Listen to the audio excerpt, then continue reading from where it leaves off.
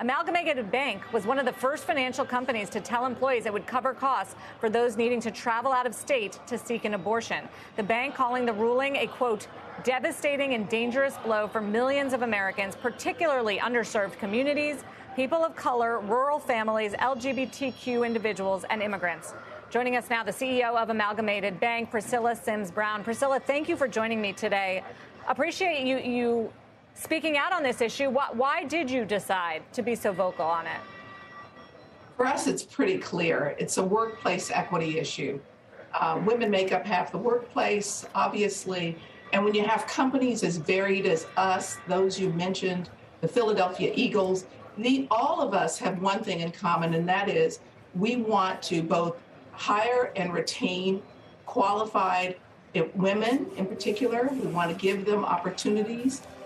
And we want to deliver on our diversity and inclusion goals. We know that women who are involved in reproductive health issues use that. The policies around that are big for them in choosing the employer and even the state that they want to live in. We know that these issues, surveys show, a good number of them feel that these issues are critical to them making the decisions they need to make about staying in the workplace or going home. These are just important issues to women, and we have taken a terrible step back for half of America's workforce. What do you say, Priscilla, to those that may say it's not a business issue? It's a social issue, it's a religious, it's a personal, it's a health issue, but why do we need to hear from business on this? Do you worry about what happened to Disney, where they did speak out and it was kind of clumsy, but ultimately now got punished by the local government in Florida and are accused of being woke? Look, 70% of Americans agree with us on this. This is not an issue that is isolated to a particular party.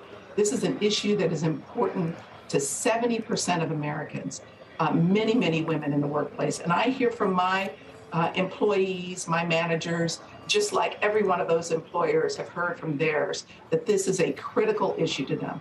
Women have a very special challenge, and they have the right. It is a personal reproductive issue that they have the right to make decisions around. And that's important to them in the workplace. It's important to us in retaining them. It's important to us in hiring them. And it's important to us because we want to have diversity for everyone in the workplace. Since you're a bank, you also are uniquely positioned to talk about the economic implications of this, Priscilla. Do you see this as a potential step back for the female participation rate? Absolutely. I agree with Yellen when she said that this is a major economic issue. It will be a step back. We're already in this country suffering from a labor force issue, and this is not going to make that any easier. It's going to make it a lot worse. We're losing talented people in the workforce as a result of this, who have to make decisions they don't want to make. How many states do you operate in, Priscilla? And what is, I mean, how do you deal with the fact that now there are going to be different policies in different states around this for your employees? Yeah, that's right. So look, we operate in 4 states directly. We know that 26 states have laws that are going to be affected negatively, where there will be a negative effect for women around these issues. That's important to us. Our customers, many of whom are commercial entities, they are going to be affected in those states. And so for us, it's not a matter of making the choice for women one way or another. We believe that women don't want to have an abortion. No one wakes up one day saying, I'd like to have an abortion in a month. This happens because of circumstances that are personal to an individual, and that individual should be empowered to make those decisions. Can business do anything else? By the way, I just want to point out for viewers, Priscilla, we're looking at a live shot next to you of the Supreme Court at the moment where the protesters have been gathered all day, very peacefully, but clearly still there with their signs. and voicing a lot of frustration and emotion around this decision. So, Priscilla, what else can business do? We've seen business get active on some various issues in the past: gender bathrooms in North Carolina, voting rights in Georgia. Is there any activism that you expect to see or could want to see from business? Sure. Absolutely. I mean, there are a few things that, in particular, those in the financial services industry can do. We have to support financially the expansion of reproductive health care clinics that are going to be in states that border the states where there are onerous laws and laws that are harmful to women.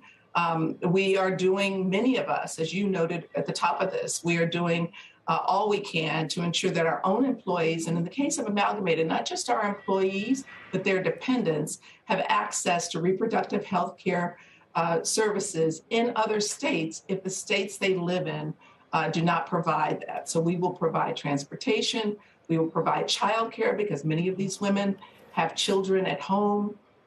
We will provide hotel, not only for them, but for a partner to support them through the process. And I think that is something businesses can do.